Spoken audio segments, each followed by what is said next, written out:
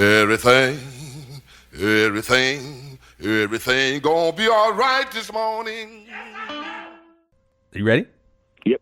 Let's go. All right, ladies and gentlemen, off to the races once again for another installment of It's Me Speaking to You, your ever faithful host, Mr. Jeffrey Wilson. Man, this is just one of those episodes.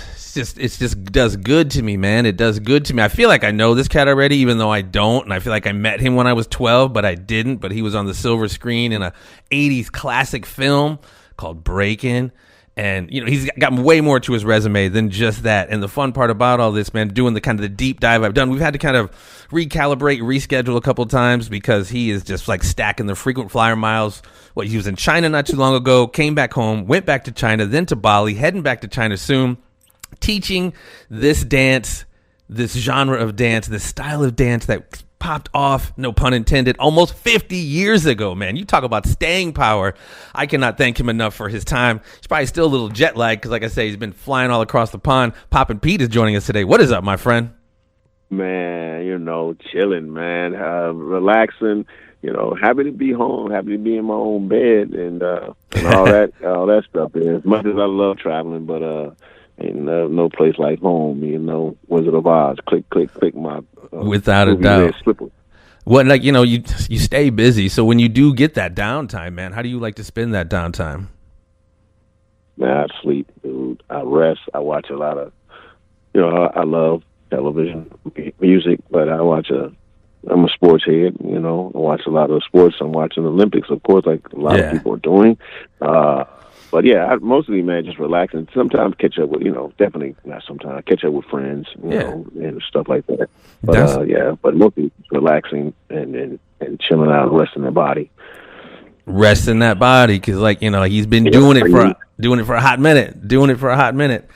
But man, I mean, like any origin story, man, we got to go back. We got to go way back, back into time, as they say. And man, most people think, the Popin style, Boogaloo style started in L.A., and that would be incorrect. That's what I thought. But a couple of clicks north in Fresno, California is where this story begins. And correct me if I'm wrong on the address, 16340 Cusco, Fresno, California. Is that close? Oh, no, that's Compton. That's Compton. Okay. That's when I lived in Compton. Okay, my bad. In Fresno was 53 East Garrett, West Side, Fresno is where I was living and reside. That's what's up. So, I mean, it's crazy to, this story goes so deep, and it really begins with your brother, man, Boogaloo Sam. Talk to me about it. We're going like the mid-'70s here, ladies and gentlemen. Again, this brother is out here teaching, traveling for a dance style that was created 50 years ago, and mad staying power. It's transcended geographical boundaries. And but it all started right here in the mid to late 70s in Fresno, California. Talk it up, man. Where'd we start here, man? Talk about Boogaloo Sam and how it all began. Well, growing up in the, especially in the 60s, we come from a dancing family and stuff. And Sam, Sam was the second oldest. And just all my siblings dance, my parents dance. So Sam was just this person who had this, always had a very, dope approach to dance, even if he learned whatever style or movement that was going on in the 60s. And ironically, Sam was shy. Sam, but when he did dance, he would put extra or something different into something that that's out, like it would be the funky chicken, and next he'd do the approaches and have some extra little things that he do within the dance. And that's something I found interesting too, bro. Not to interrupt, but like you just said, like the funky chicken or the jerk or the twist. It was from your parent, the parents and everything, but he put his own little stank on it. I thought that was very fascinating. Yeah, and that's the thing, because his. Growing up in that era, like you said, and Sam is 3 years older than me. So growing up and seeing these other dance styles that the older generation were doing, or, the aunts and the uncles and the older cousins. So Sam grew up around there. And plus Sam, grew up around some of his relatives taking him to the juke joints back in Fresno, and being around dancing, and then adapting, and then understanding how to take something like the jerk and the twist and adapt it into his movement, and then but it doesn't look like the jerk, right? He just takes it and rearranges and stuff. So that's how the whole Popin, as far as, and again, let me make this clear. We, as the Electric Boogaloos, or originally called the Electronic Boogaloos, from the Fresno. I'm Electric Boogaloo from Long Beach. That's when I moved to Long Beach. But Sam had a prior group before I got in the group called the Electronic Boogaloo Lockers, and those guys were along with Sam, were the architect of the EB style of movement. And again, Bay Area had a style, whether it be Fillmore, strutting, posing, different things, and Fresno, and then they also have a Boogaloo, and then we have what we call Electronic Boogaloo style. That's the original name, changed to Electric Boogaloo style. With Sam, using the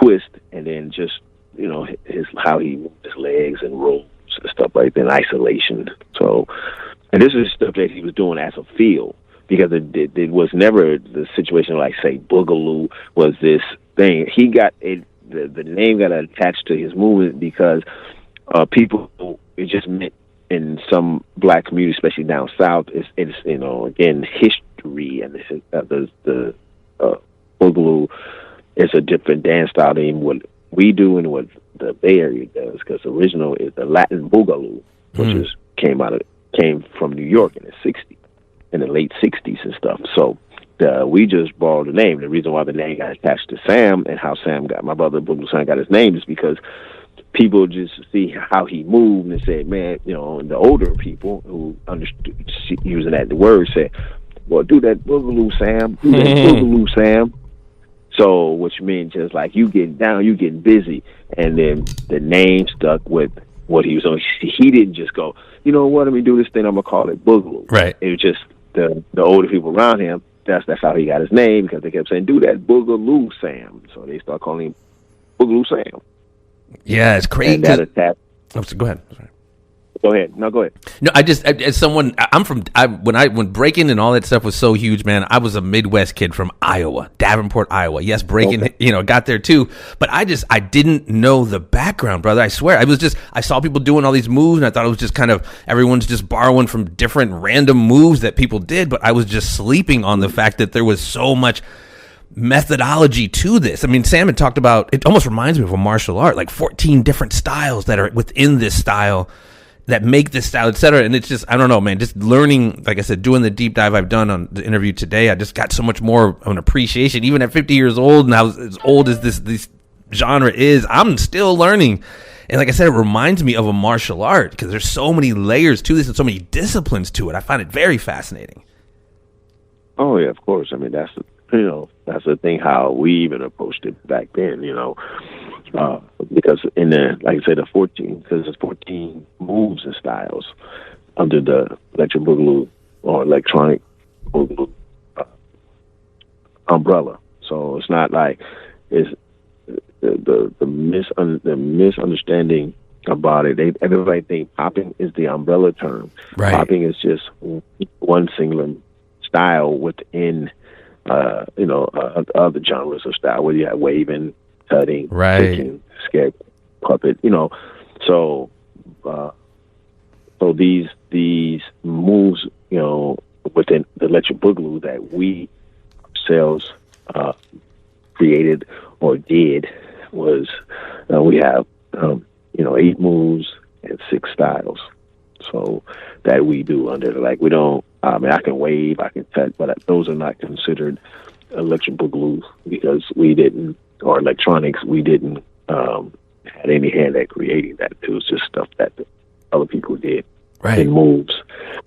So And like something I've seen like 10 trillion times, but didn't know it had a name for it. The old man, like it's one of the most basic moves in Boogaloo, but it's like just know there was a story and an origin to these moves. It gives me a deeper appreciation. And you obviously, even according to your brother Sam, man, you were a quick learn with this stuff. By the time you first started getting into it, and honestly, I find it fascinating when listening to Sam being interviewed talking about how he was telling you about this new dance, and he's like, I can hear him on the phone trying to tell. He's telling you about how you like popping your body, popping your muscles, and something like he could hear you on the phone like trying it as he's explaining it to you. I thought that was pretty cool. Yeah, and that's so funny because when I saw that interview, because that's the same. I tell the same interview, same situation through my perspective of what happened, and that's exactly what I was doing and what I seen him do later when he came to visit, to see us was totally different. It was like my interpretation of it, and exactly. I was on the phone and I'm sitting there trying to. He said, "You gotta snap your muscles, or you gotta pop your muscles. You gotta do it." And I'm sitting there like, I'm trying to do it, but it's not. What he hearing is me attempting. Right. What I was doing was totally different than what I keep doing. I said, and even when I was doing it, it didn't make any sense to me, and it was because I was doing it all wrong. So in my mind, I was going, this is whack, Bill. Like, hey, what is this? But I was saying to him on the phone, like, oh, okay, like I had it. I'm going, yeah. Then he told me about Boogaloo. And he said, oh, you make your legs roll and your body isolation. And I wish I had a camera back then. It would have been like, this is, what are you doing? Yeah. And then when I seen him actually do it, my mind was like, wait a minute. My jaw hit the floor. My eyes bugged. Oh, my God. We were not in the same realm of what I thought and what he did. And obviously you got way better. You, Skeeter Rabbit. It's just amazing. I've always, and not to mix the language, but I'll just use it as a generic term like the poppin'. I didn't mind breakdancing the floor, top rock and all that. I thought that was cool as shit too, but there was just something about poppin', and especially Boogaloo, which you guys would do in, like, not just hitting the beat, hit it, boom, boom, but what you would do in between beats with your legs and your body. It was so clean, and the precision how you guys would hit those beats, just so next level, man. Skeeter Rabbit, all of you guys were just clean as hell, and it was just aesthetically so pleasing to just watch. You know what I mean? It was just so dope how you guys would just master that art. And it's interesting how you guys start feeling yourself, if you will, and realize like, man, we're on to something here. And talk to us about that trip. Like, man, we need to go get discovered. We need to go to Hollywood and get discovered, and how that whole process went. Cause I think it's very fascinating how you guys hopped the train or hopped the bus from Long Beach to basically what you thought was Hollywood and Beverly Hills, wind up in East LA, and how that whole thing did still change the trajectory of you guys' life, and how that got you guys into the Soul Train realm. Yeah, growing, once we started, and I started like March of 1978. So I was 16, and again, Sam, me seeing it and then trying to learn it wasn't easy, as much as I caught on, but I still wasn't even like Sam and the original guys. See, that's just something like we talking about Darnell, which is Twistle Blake Don, Kicking Wheel, Toy Man Skeet, not Skeeter Rabbits, and my other cousin named Skeet. All these people already on the level, they 15, 16, 17, already on this amazing level of the dance like Sam. Here it is, me, my brother, other people in the neighborhood of Long Beach. We're just learning it from this baby conception, and it was hard. It was like I practiced every day. Whether I'm in high school at the time. I'm at school. I'm walking to school. I'm in the grocery store with my mom. I'm trying to pop my arms. So when I saw Popin and Boogaloo, two separate dances. Right. I gravitated towards popping Boogaloo style was way more difficult, and people say, well, because popping is more seemed to be more energetic and stuff. I said, well, yeah, it was hard too, but Boogaloo was this precision, roll, isolation, timing, groove, a bunch of stuff. So a lot of people didn't gravitate towards learning popping, learning Boogaloo. Popping was the more dramatic, dynamic dance that people seeing the jerking of the muscles or the popping of the muscles, but didn't understand within that there's a groove, a feel, a flow, even with popping. So now, once we started learning, and which is like our first gig was, man, I think I was only 5 months of learning, and we ended up getting an audition. Now, how we got the audition is one day, we sitting around. Now we had formulated the group. It was me, Robot Bein, Puppet Boozer, Sam, Creepin' Sid, and Scarecrow Scally.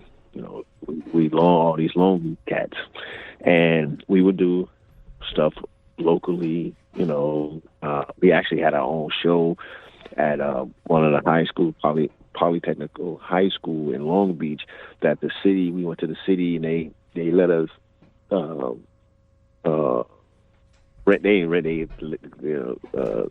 gave us the auditorium that we can do the show in. And we put together this variety hour show that we had other dancers and stuff, and we sold tickets. So, which is way after us learning. Now,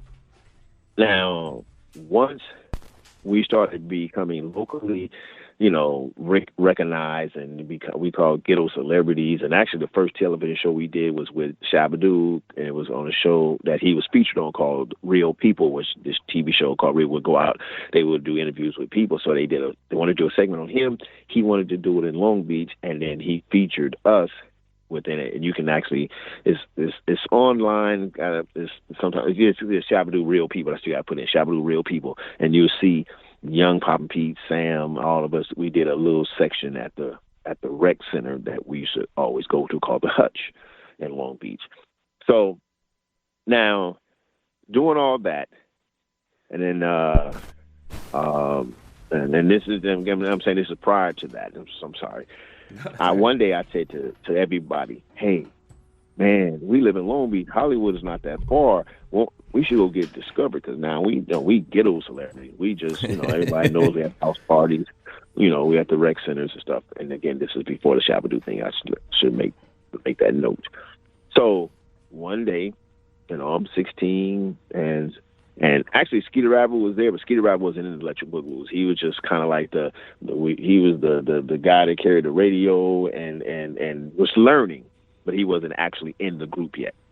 It's just the Bein, Sam, and Creepin' Sid. So I think it was me, Skeet, who came along, Robot Bein, Sam, and I think my little brother, Chicken Deck, came.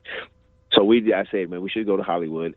And we asked our father, could we use the car or the van? We had a van. And he said, no. So we said, man, we got to get on the bus.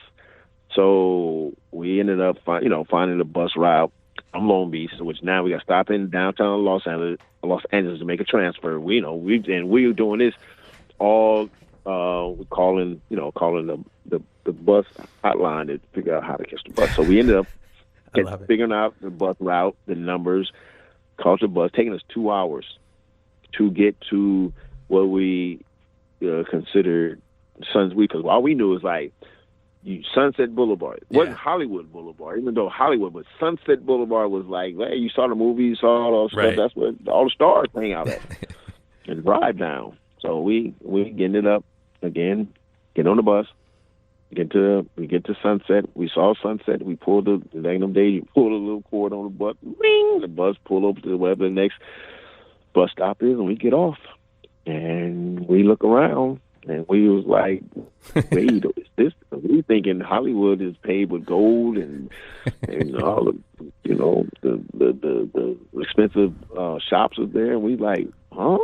I'm just like, look at me. What is this? And it says, we look at the street sign. It says Sunset. We like, Right. this is Sunset. Yeah. So we walked into a shop. We asked the guy, like a Mexican man, to say, "Hey, is this Beverly Hills, Hollywood?" He said, "No, you're in East LA." East LA. He said Beverly Hills is about 10 miles or so down. And we were going, but this is Sunset. He said, yes. Our naive selves was like, Sunset's a long road. That's a long road, but there's got to be, this is Sunset, so why would we not? So we don't know if these stars or discovery people don't come all the way down to this end of the sunset. Right. So what we gonna do is not get back on the bus because we don't want to miss the opportunity. So we walk from East LA to Beverly Hills. 10 miles, almost. It was definitely 10 plus, and it taking us a couple hours. And then we walking. Every time we see a limo, we on a stop on a corner or whatever, we started dancing. And just like looking at the thing, like, man, look at us. We don't know if it's a wedding, a funeral, a bar mitzvah. We don't know what's going on. We don't know what the people doing inside of there. They could be, you know what I mean? So, and then it'll move on, and we keep walking till we got to 9,000 block of Doheny in Wilshire. And we saw a big, tall, black building, which is still standing, still black, and is still there. And we said, that looks important. It's all black. It's got to be somebody that's going to discover us. And it's so funny. Years later, that's what they had. That's where Hustler magazine was housed in that building at one time. Oh, little Larry Flint. But, yeah. Yep, Larry Flint. Yeah, it was on the building. Yeah, Larry Flint. Yep. And we went to the building, saw the marquee, and you seen they had, entertainment things and agencies, and we pressing the button in the comm. Yes, may I help you? People come on. Yeah, we want to. We don't know what, kind of like we want to be. Can we get signed with you guys? We're dancers, and people say, oh, we're not looking for dancers. Then we hit one button, and the lady came on, and she said, and we said, yeah, so we saw agency, and we said, yeah, we dancers, and then she said, okay, come, she buzzed us up, told us what, and then we went up to the floor, went to the office, and she said, so what kind of, what kind of dancing you guys do? And we said, we do this new dance called Popin and Boogaloo and Scarecrow and all this, and I remember we in the office, and I'm up dancing, and she's looking at, start popping. She's looking at me like, what in the alien, what the hell is going on? Then she asked me that, have you guys ever heard of the Lockers? And we said, oh, yeah, we see them on TV. That's what we grew up on, at that time. And then, I'm sorry, but the Lockers at that time a group, or was there? She was talking about locking in general, but was there a group called the Lockers? No, we were talking. No, the group they was called the Lockers. Okay, that's the original group. Yeah. The Shabadoo, Don Campbell, Red Camelot, Fluky Loop, Slim, Penguin, all them. Copy that. Okay. The Lockers. So, and then we say we don't know when we like them. That's who we like. And I guess that was before I started dancing. We say dancers. We do this new style. There was no thing called, we doing this thing called hip hop, or we doing this thing called street dance. Right. We just say we did dancers, so new style. So we did it, and she was kind of like, I don't know what that looked like. What the heck? And then she went to the back, and then she came back, and she said, well, do you guys, have any, have you done any television work? No, that's what we're trying to do. And then she said, do you guys have a resume or pictures? And she said a resume. We went, a resume who? Like we had never heard that word before. Resume. I remember somebody said, "What is a resume?" She said, "Oh, it's like a thing where it show all the work you have done, like a history of things." He said, "No, we don't even have pictures. We don't have a resume. We don't know what that is, lady." So she was like, "Oh, you have to have that, and then if you get that, you can come back." Because those days, it wasn't like you have a tape, a reel, or electronic press kit. Yeah, none of that.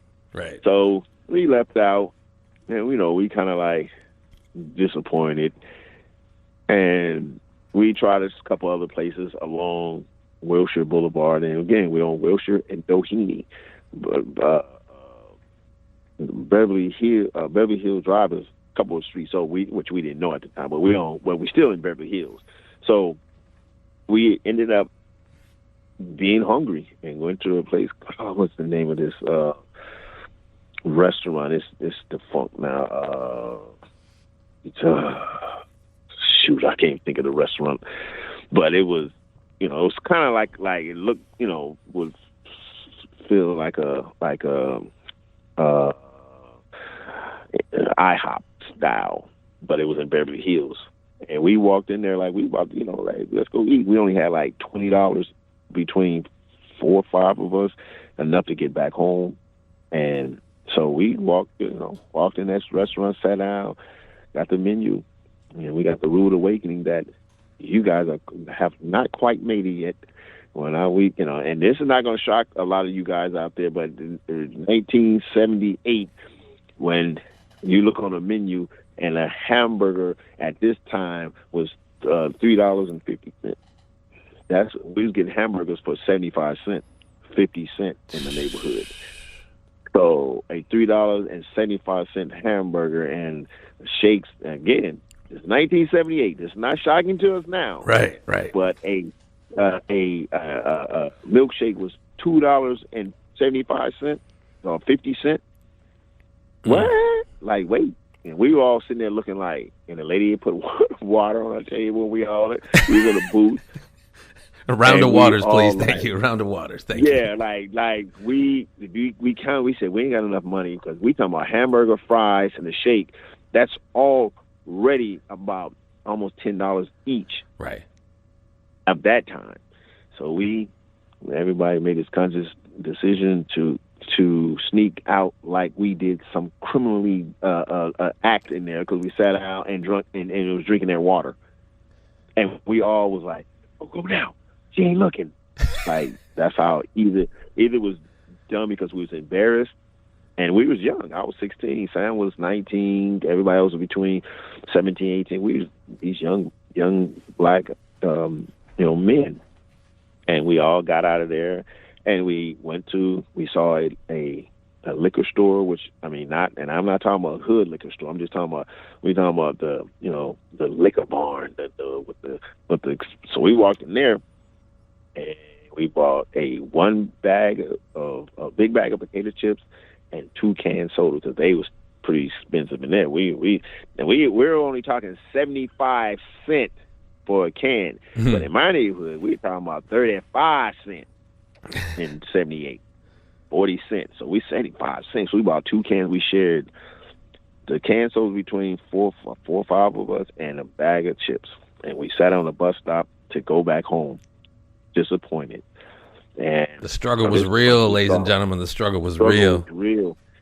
So we sitting there, and as we saw this lady walking across from the same liquor store, walking across towards us, but and she saw us, and and I remember I had on Boogaloo Sam's one of their costumes.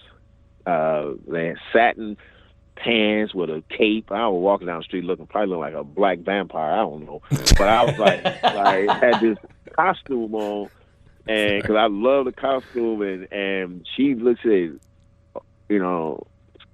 Are you guys? Did you guys come to see or saw Jeff Kutash? And we said, "Who is Jeff Kutash?" She said, "Oh, he's a producer, dance producer. He do this and that. He's a choreographer." And where were you guys at when she approached you? Where were you? on Wilshire and Doheny. Just on the street. Okay, cool. We was on a bus stop. Okay. Like, we was all sitting on the bus stop to catch the bus back to Long Beach. So we're gonna take the same. Now we ain't gonna walk all the way back to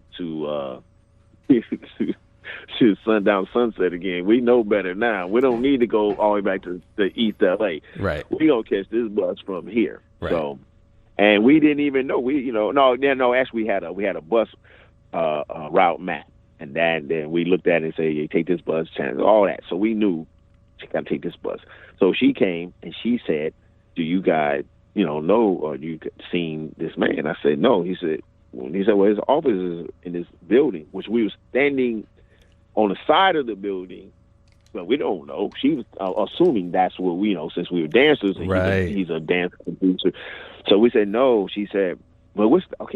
And he said, "No," because she said, "No, you guys dancers?" He said, "Yeah."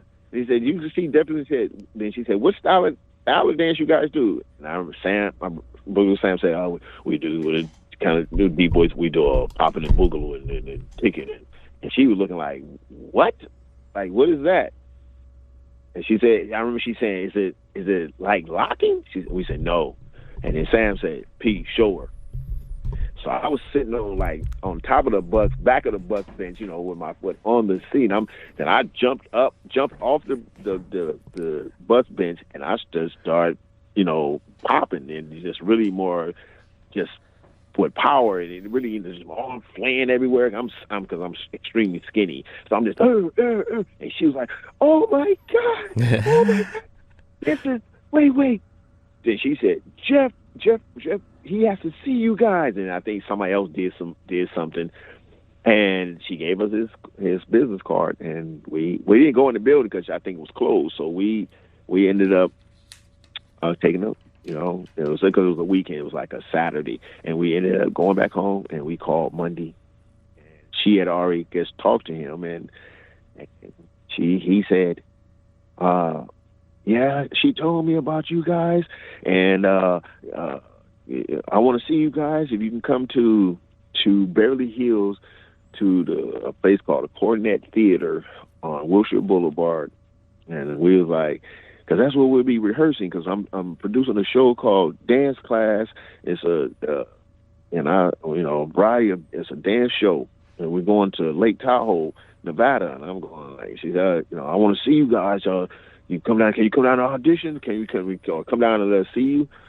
And I remember we went from Long Beach to Beverly. This is right. And the theater is still there to this day. It's right down the street from the Beverly Center, the mall. And so we walked up in there, and we seen all the day they rehearsing for the show. And this is the first time I seen Shabba-Doo. So we walked in there. Shabba-Doo was in the show. The Lollipop, who Anna Sanchez, she's in the show. Steve Notario, who the young lady you just mentioned. I'm sorry. Say her name again.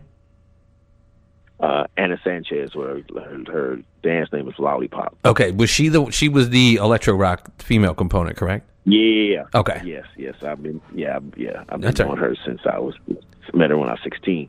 So here we are, these young. We got on costumes. We went to the thrifty stores and bought. We saw some. They was, I guess, some old baseball hands that looked like, they made and my mother actually turned them into knickers, like almost like lockers style. And we had red. It was red with black and red stripes. We had on black shoes, long black and white socks. We looked like lockers. And we had on vests. Someone had on black vests, and someone had on white cream vests.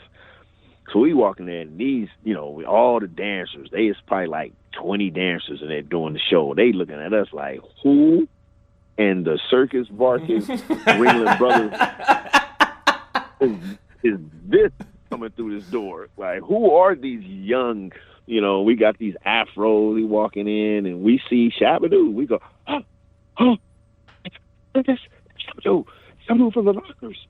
So, we follow the lockers, so we know. And we were like, I think at that time Shabba-Doo was like 20, Nick's 25 or so. We were like, I'm 16, and I'm going, oh my god. So, and then and they stopped their rehearsal, and the man Jeff is a Jewish man, Jewish white guy. Said, yeah, we got this group. What's the name of your group? We said, we were the second edition of the original name, with Electronic Boogaloo Lockers. That's what we went under, because that was Sam's original group name. So we went under that banner. And they said, oh, okay. And I remember we said Lockers. And I remember Shabadoo looked like, huh? Like, what? Like, because they did locking in the show also with all the other dancers. So, and we had our the set, gave him maybe it was a record, who knows? It might have been vinyl. So we gave him the record, and we did 2 performances when we get downs. What song was it? Do you remember? Do you remember what song you used? Shoot, I can't remember. Okay, no biggie. It probably was a Barcade song. So, and then we did the second one, which we had the nerves to do our rendition of locking and a popping routine together. So, and I remember we started locking, and I remember the people, the dancers, who they giggled, because we wasn't good at locking like that, but we thought, like, okay, we saw the lockers on TV, and we gonna do our arms. So we did. We finished it, and then they did a huddle. They they was deliberating over there in the corner. It was the Jeff Kutash, Shabadoo, other dancers, other assistant producer of the show, and all these people. And he came over, and when we was popping and boogle, they mouths was like, huh? Like, what is, like, they were tripping. And when we did the backslide, and then when Bein, he vibrated, and they was like, whoa. Can I hate to do this, but go ahead. When you say backslide, people got it twisted back in the day, thinking the moonwalk was originally called the moonwalk. The moonwalk, you've shown it. It's a walking like you're on the moon. The backslide was originally what Michael Jackson did and everyone did. They kind of twisted the vernacular, but I'm sorry. That's just qualifying. Yeah, and we also twisted the vernacular, because originally it's called a tap slide, but we didn't know that, because that's why you see. In the 50s, you see, I think I forgot the name, the guy Bill. It's on YouTube, and it's called a tap slide. The tap slide was a move that the tap dancer would do at the end of their set to get off the stage. So we didn't know that. Somebody showed us the move. Actually, one of the guys from the original Electronic Boogaloo, the first person I seen, Tony Van Skeet, he said, Pete, I gotta check out this move. And he started sliding, going backwards all around the room, where when he came back around to me, I actually grabbed his foot, lifted his shoe up, and thought he had wheels on his shoe. Say, how did you do that? When you talk about the person who, it's not Bob Fosse, is it? No. I'm talking about in my group. No, I just say who started the original tap. Bob Fosse did his was like, because the tap slide, he was around, but he didn't do it. Okay, because I know MJ borrowed some stuff from him, and I thought that he might. Yeah. Okay, I'm sorry. I got to stop. No. Michael Jackson didn't see. Michael Jackson didn't even know, because Michael Jackson, I get to that part. Yeah, absolutely. We're getting the mic. Yeah. So, but anyway, so we got when I saw it, so we did that. They went crazy. They deliberated, came over and offered us the job. Say, we want you guys to join the show, which they're in the middle. The show and rehearsal had been starting. So, and the show, I think this was August or September. No. It had to be before that, because it was still summer, and I was in high school. So I was going to the 11th grade. So I had to, beg my parents, could I be in the show, because I was young. So I was only 16. So he offered us a job, and then gave us a contract. What? On this, yes. Well, you couldn't sign a contract because because I wasn't old enough. Only Sam was old enough. Everyone else was under 18. So, so we had to take the contract, and then on the contract, before we got to the contract, he said, "Yes, want you guys to join the show, but you guys' name is too long." This is a Jewish man, Jeff Kutash, 1978, said, "Your name is too long, and besides, you guys are not lockers." And he said, "Yeah, we're got to change your name." And then this man went just like he sit there. He was thinking, and he turned to all of us, all five of us, and said, "Electric Boogaloo." That's who named us. Jeff Kutash named us the Electric Boogaloo. We did it. We was called Electronic Boogaloo Lockers. A Jewish man named us Electric Boogaloo. Not Boogaloos. That's a different story. Yeah, not Boogaloo. plural. Yeah. So what did you guys, I mean, at the time, obviously, when you're young and hungry, you're willing to make certain concessions and compromise on this and that. What did you guys think? Did you guys think you compromised too much? I mean, you guys still got the essence of your name, essentially, Electronic Boogaloo or Electric Boogaloo. What did you guys think about somebody coming in and switching you guys up like that, or trying to switch you guys up like that?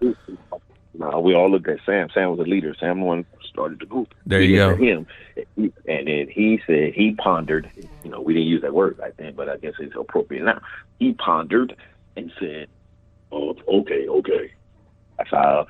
And once Sam said okay, and he's the one who made all the decisions. He's the one who made all the routines. He's the leader. So we don't have a say so. We don't. It wasn't no democracy. It right. So which we respected. Makes sense. He said, "Yeah," we became Electric Boogaloo, and that. And then he offers the contract, and we said we can't sign it. And say, "Yeah, you get your parents because those who are underage." I think Sam was the only one old enough at the time. There's contracts, and they show us the money. We get 400. I remember we were sitting there, and they brought the contracts over, and they said $450. And we was like, "Whoa, this kid's 78 now, It's a nice chunk of change. Yeah, we thought. Yeah, in 70, yeah. So what was that 450? Was that just like a signing bonus? What was that? What was that? The terms of that? No, that was the terms of the contract what we get for performing. Oh, okay. And then you're saying that then hourly wages for a regular job was $2.25 an hour. Right. $3.75. So we going like, man, I can't even work at McDonald's. That's what I said. I said, whoa, I can't make this much money even if I got a job at McDonald's. Because you only gonna work part time because I'm in school. So you only make $100. But we did once we read the contract a little closer. Yeah. It was $450 a month. Mm. And we were like, huh? But we still, even when we found out it was a month, we were still saying, because everything we didn't know entertainment value. I only know hourly working wages value. It's a job. Right. So I went to work at, I'm only equated to that. So I said, that's when I said, well, I can't make this much money a month at McDonald's. And that's the only thing I could eat. McDonald's wasn't like, no, working McDonald's was the only place I was figuring I can go work at 16. And we were talking about only making like, $175, which is, a lot of, you can pay 78, that's money. But $450, we jumped. Now I'm talking about we were outside. Once we walked out of the thing and finished, we was in front of the theater, jumping and screaming and like, we made it. Like we even had, we was poor, so we had some hats that we bought at the costume place were just made of like cardboard, but they had glitter on them and they styled, but they was custom. We threw them on the ground and stomped them. They was only like $2, $3 for the hat. We was like, we could buy better costume, crush it. Went home, told our parents. They was like, whoa. Everybody was happy. They said the show starts. Rehearsal is going on. because this guys have to be in June, July. So the rehearsals going on even when school starts. And I had to, convince my parents to let me do the show. And the other member, his name, Puppet Boozer, parents said no. There was a meeting of the parents. My parents said, okay, I'm going to let you do it. Sam was already old enough, so it was me. I'm going to let you do it. Then they were trying to convince Puppet Boozer parents to do it. And they had a meeting. It was like his parents were steadfast on no, so he didn't get to do it. He had to. So my mom, I said, it's only till October that I can sign up for school in October and catch up. So she was like, okay, that's what you got to do. But she knew I wanted to dance with my brother. Yeah. And I wanted to do it. So anyway, we ended up doing, we replaced Puppet Boozer with a guy who became a member, Scarecrow Scally, who got in the group because Puppet Boozer couldn't go. So it was 5 of us. Anyway, we get there. It's $450 a month each, but we had to pay for our own lodging. Which we had a 4-bedroom apartment that they got. It was $500 a month, and we had to pitch in $100 each. We was making $450. That's before taxes. Right. So I ended up with I'm 16, so I even lied about dependents. And when I didn't know what a W-2 form was. They said, "Oh, just put the dependents on there." I put on. I had 15 dependents because they said you get bigger tax breaks if you put more dependents. Well, I got 15 kids at 16. At 16. I'm doing my thing. I started when I was 1. I started when I was 1. So and taxes came out. It looked like $235. That $100 come out. You got $130 something. Food come out of there. Yeah. So at the end there, we was there 3 months. At the end of each month, I probably had $75.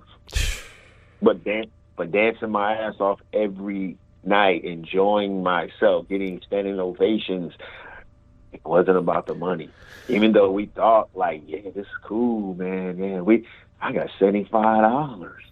But I mean, looking back on it, this is a part of the story arc, the hero's journey, if you will. You guys had to go through these hard times and just go through the grind, if you will, to really begin to appreciate, where you guys wound up going or where you wound up going. And it's just kind of, paying your dues, you know what I mean? For lack of a better term, you guys had to pay your dues. Yeah, but but when you find out years later that the person sold your act to the in the package as we was supposed to be getting around $600 a week. Take all our money that we didn't know because we was dumb, young, naive.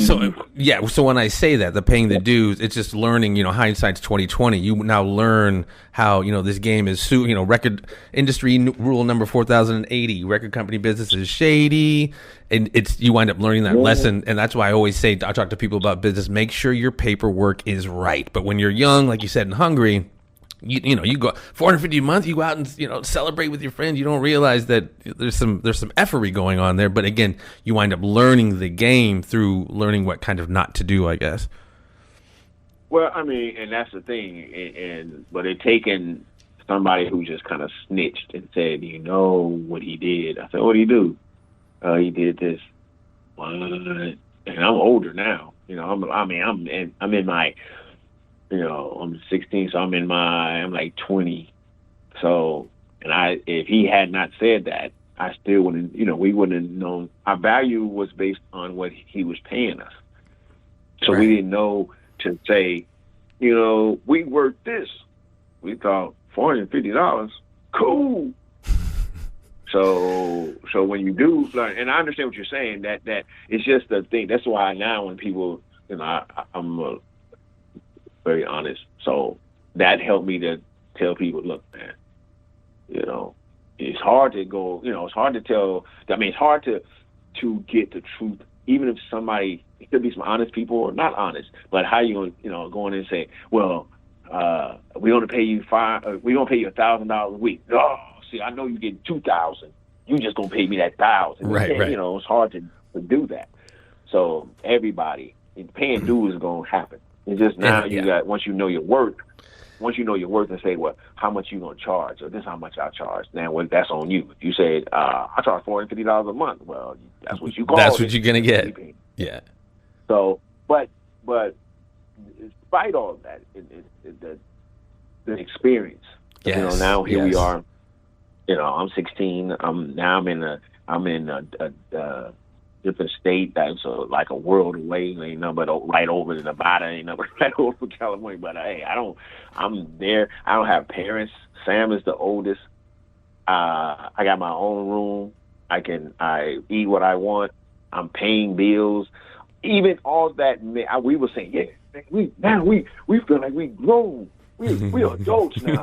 I'm 16, so because I gotta pay a fifth of the rent, and then buy my own grocery. I get to buy and my own grocery, eat what I want to eat when I go in the store, regardless if I don't have a lot of money at the end of that month.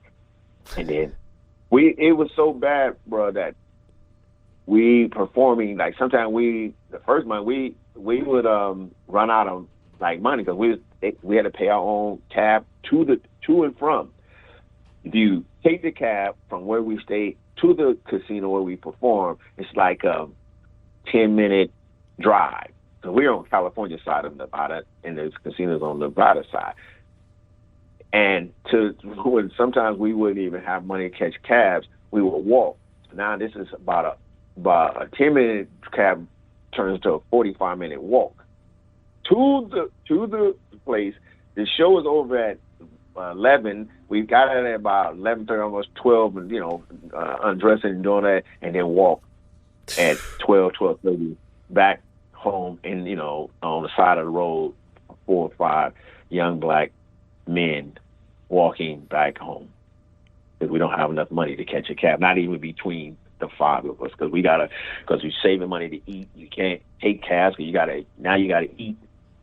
So again, ladies and gentlemen, the grind is real, man. The grind is real, even in the 70s. And this is before you even, this is pre-Soul Train, right? This is pre-Soul Train. Soul Train, this is 78, October. Soul Train came 79.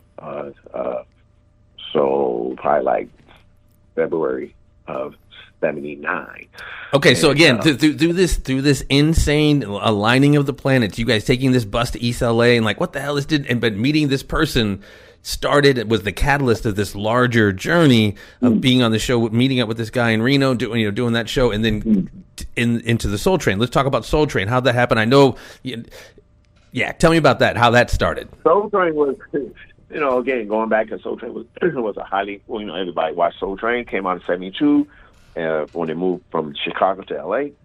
I'm only like 11, 12 years old. Watch Soul Train religiously every Saturday morning. Come on at 12. After you watch the cartoons, everybody sit and watch Soul Train. You see, and you not only for the artists but the dancers it was a dancer driven show. We watching the dancers for the moves and even for the fashion. Of course, we appreciate all the artists, so we watching it. So then again, it's 72. Now here it comes. I'm now 78. Now we still watching. Soul Train still on. Early part of 79, so we're going to say, I think it was March when we did it. So around about end of February, we happened to be watching Soul Train. And then again, we start seeing people on Soul Train attempt to do the style we're doing, because now it's starting to get around. But they're doing, because again, there's no classes, no internet, so you see it 1 or 2 times, your interpretation of it, and you trying to figure it out. I call it the figuring out era. And so we started seeing they'll feature some dancers on Soul Train, and then the host Don Cornelius would ask her, like, what is it? This kind of movement. What is it? Oh, it's a new style called Popin Boogaloo, electric Boogaloo. And we would see people. We say, oh man, they saying our name, And then one particular Saturday, we watching, and he was interviewing a dancer named Cleveland. And he said, So yeah, doing the electric, the popping and the boo electric boy said, "Oh yeah." Then he turned to the camera. The host turned to the camera. It's pre-taped, and said, "Yeah, next week or something, we're gonna have the Electric Boogaloo Company on the show." We're watching and we all sitting there going, "What? What?" Like, ain't nobody called us. We don't know. Like, he said it, and then Saturday, so Monday morning, one of the members, Bein, Robot Bein, called to the Soul Train production company, to the company, and he said, "Yeah, my name is Robot Bein. I'm in a group called Electric Boogaloo." And the secretary was like, "Oh my God, we've been looking for you guys, because when Don said your name last week." Or even on the taping, because the taping is 2 weeks before you do it. So you do it, and then they put out that episode 2 weeks later. He said, "We've been looking for you guys for almost 3 weeks." There was no way, because it's not like it's not, "Hey, you got the email." There was no email Right. in those days. So if you didn't know somebody that knows somebody that knows somebody that knows somebody that have our home number, you can't catch up with us. They was searching like, "Do y'all know it?" "No, we don't know." Well, some people say they live in Long Beach. What you can do? Drive down, you got to do all that. "I know Electric Boogaloos. Yeah, they live over there on Salt Lake Street, So when we called, the lady she was so happy. And then when they lined it up, to say, "Well, he wants you guys to come on and perform on the show, da-da-da." And we went into, show mode. "Oh, we about to do this routine or use this song, and we're going to do this, and we're going to get these costumes together." And we went, and my mom actually, the first time we was on there with the black and silver, my mom made those costumes out of black karate gi pants. Shut up. Yeah, those are that black is a karate gi, and the silver lame vest she sewn for us. The and derbies, this is a year and some change, 2 years at most, when you first started doing. This is less than a year. Pretty much. Okay. I'm trying to be. Less than a year. I was performing. Now I was already performing in that show in Lake Tahoe with Jeff Putaj. I'd only been practicing for 5 months. My man's got gifts. He's got gifts. Oh man, no! When I look back and see the performance, I say, "You suck," because it was like because to other people it looked like, wow, because no one was doing what we were doing. But if I compare myself to even the original electronic boogers from Fresno, the Long Beach crew. We were on a lower level because we was just learning, but we're the crew that got the job. They ended up doing, then Sam, we later pulled some of those members in, and they did a same show we were doing in Lake Tahoe. They did another show, same show in Chicago, and Sam ended up leaving our show to go with two of his original members, Toyman Skeet and Darnell, which is Crystal Fleck Don. They went to Tick and Will. Yeah, they went to Chicago and did that same show they did. Had the same show in Chicago, same show in Lake Tahoe. So those members got to be on stage, but the ones that the name was changed to Electric Boogaloo, Long Beach, we the ones, but our level was still lower than theirs. So people seeing, so when I see that performance, I go, woo, down, because I was just learning. Right. So Soul Train was probably like, I was 10 months. I got a little better by time Soul Train came on. Just a little. So just a little better, but I mean, looking back, when that came. No, I'm sorry. Mm-hmm. Go ahead.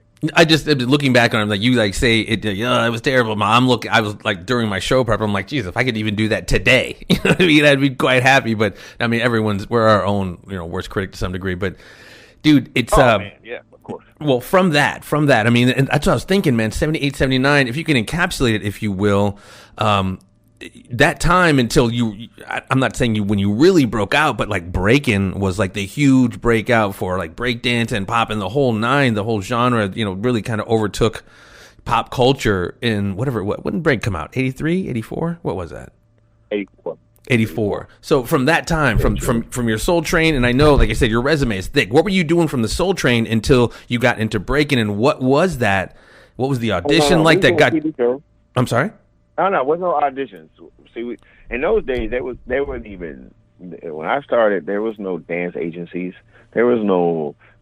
If you want to get into the business, you had to go get the Hollywood trade paper and see if they doing something, or you knew someone that was doing something. Like we did a lot of our work from Tony Basil.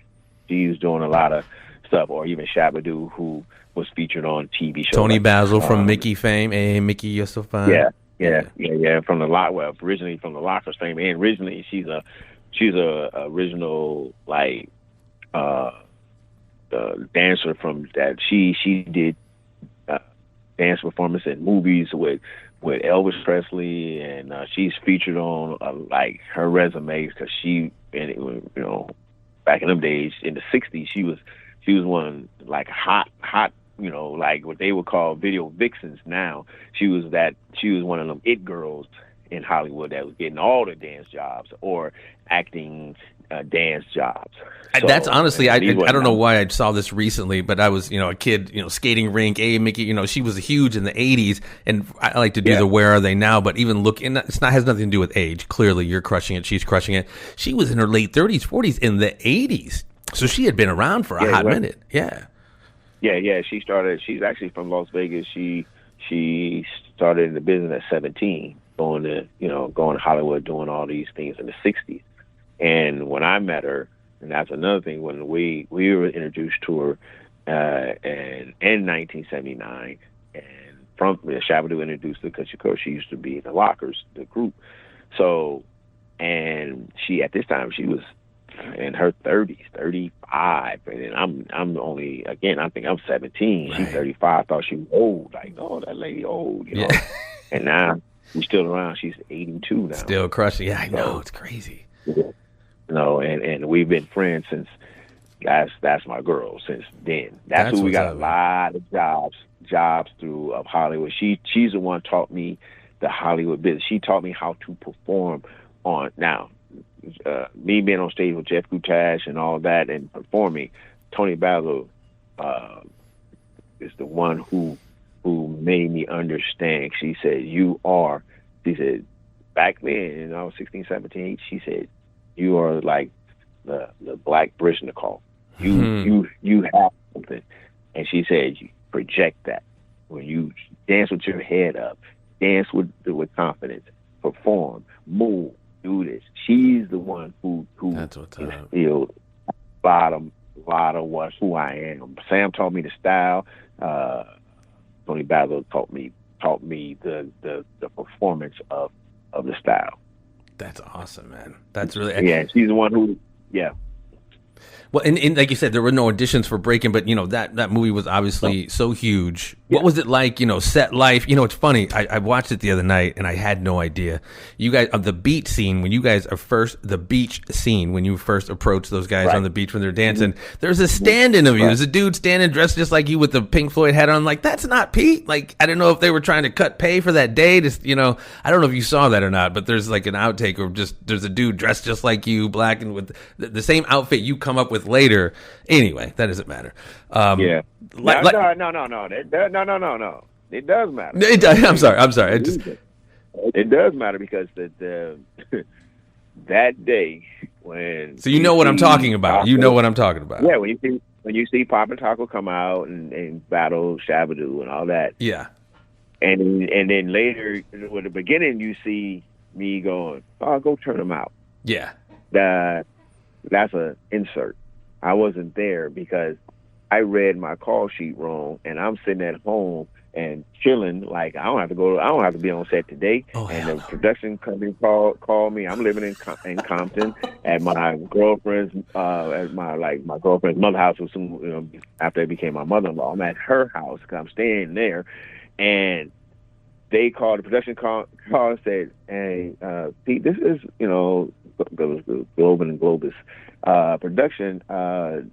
Did you know you were? No, he said, "Where are you?" I said, "Oh, I'm at home. I don't, you know." She said, Didn't you know you're supposed to be on set today?"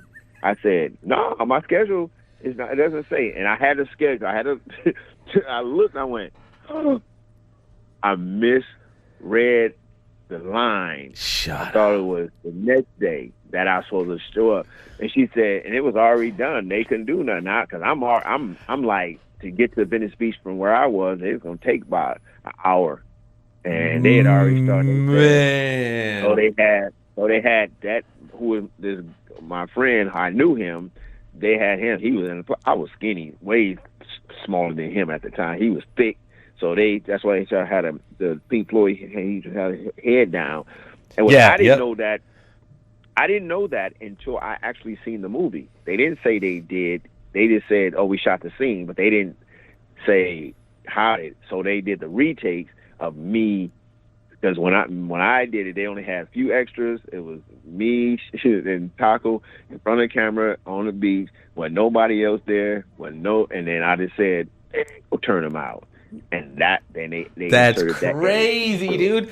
See, I knew there had to be I'm not, whatever, it is what it is. I've done some acting stuff, been in SAG since 2009, so I like set and how it works, call times, call sheets, and all that shit. Oh, yeah. That's hilarious that's the story of why that person. I thought they were trying to cut costs and shit, because that's how it is with movies, man. There's much money they can save. That's what's up. That's wild. That's so wild. See, that's why I wasn't there when people say, "Hey, that's Claude Van Damme," later. You know who he was. Even nobody knew even then. And how he got in as an extra. He had just signed with the same movie company, Globus and Globin, as this action hero. His first movie, I think, was No Retreat, No Surrender. I think under the same. Yes, he was. They had not even started shooting that yet.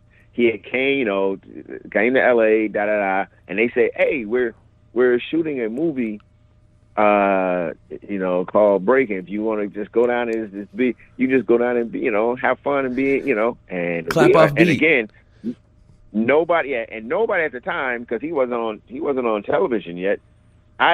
Me watching the movie in '84. Didn't know, I seen all the extras, because I said, "Oh, the dude clapping off beat with the red shorts," and not until probably 5 years after that, and then I said, "Wait, that's Claude Van Damme," and then we found out how he was put in that scene and came down. Because he was they say he was there to watch the movie. He just jumped into that scene, but he was there practically all day, they said.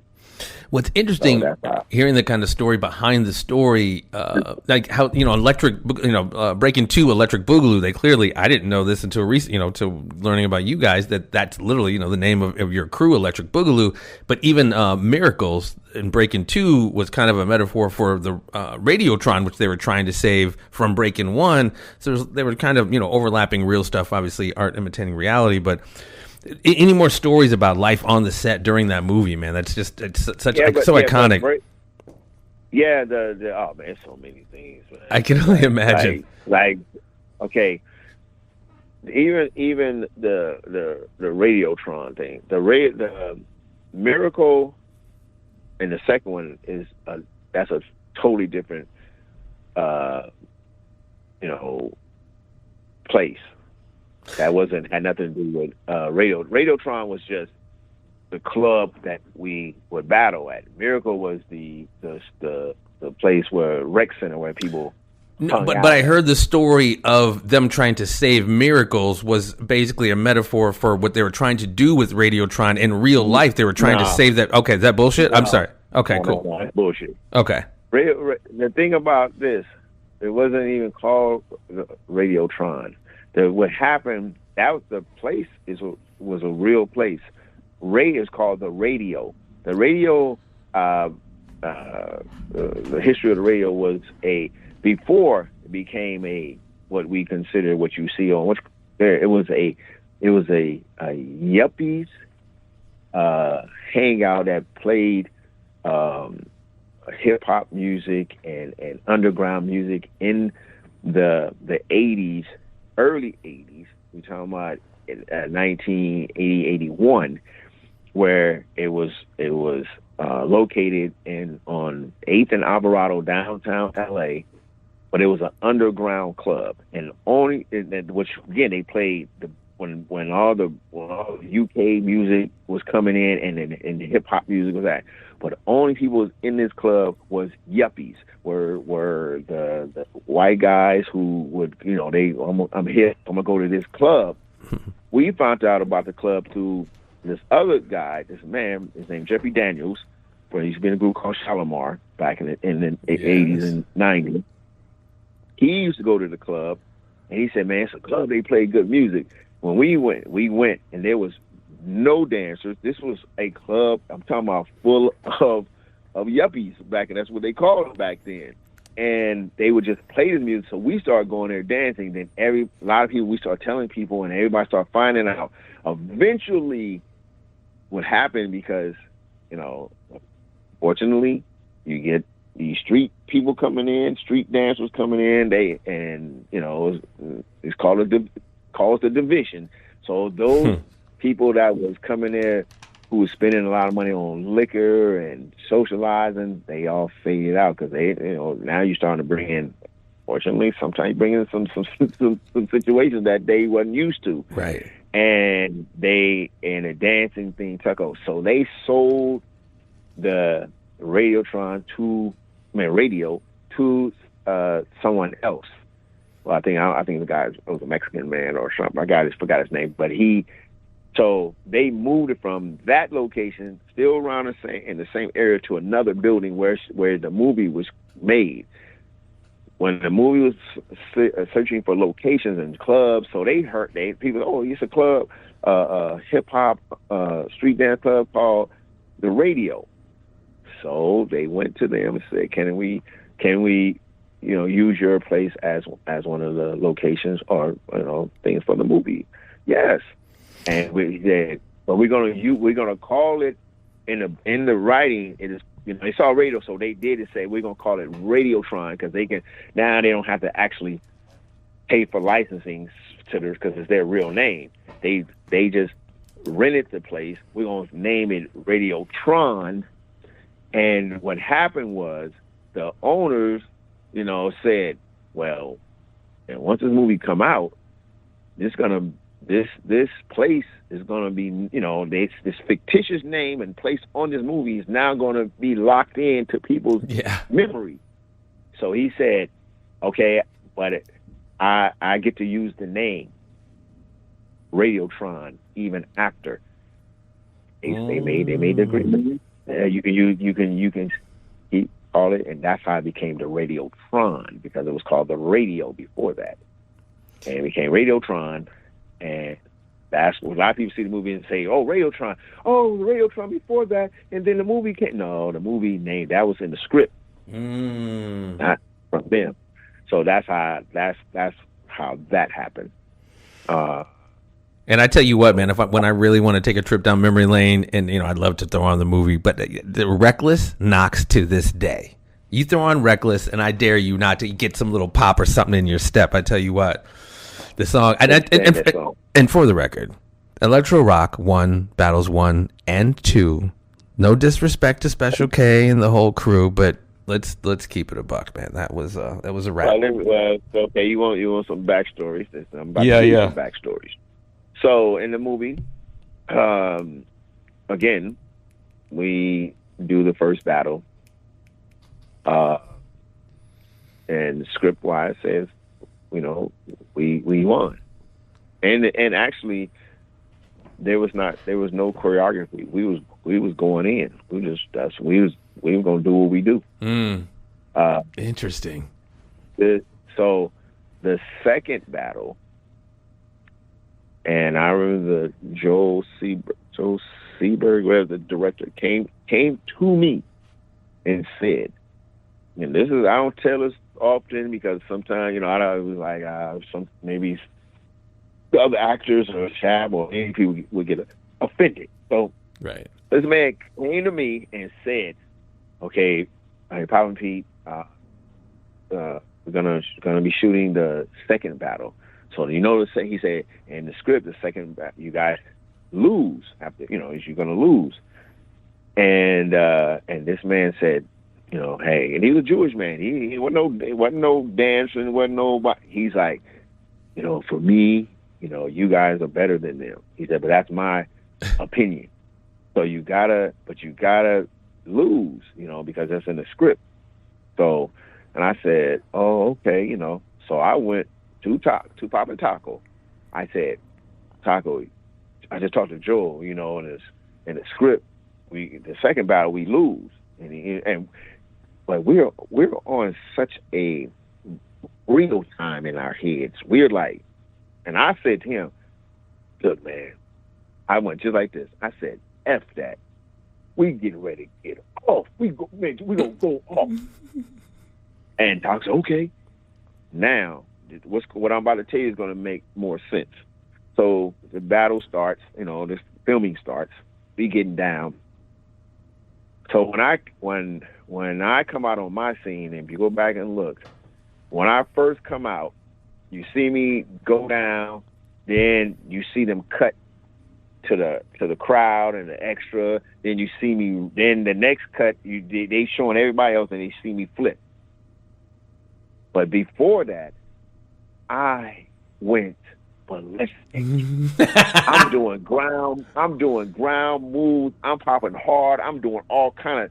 They had to edit around my get down to make it seem like, well, he did less than, because you see, because you go back, you see they show, and by rights, showing Taco, because get down from that point, and from what he was doing should have been shown. But what I had done, they had to make it like, well, one of them we gotta cut around, because if we put both of these get downs on screen, people going not only even people say, well, I think y'all won. No, we were going ham, ate them up. Even when we brought Lollipop out, that was like when we practiced that route, we choreographed all our own stuff. We practiced, and it was like we was going, like we was really battling.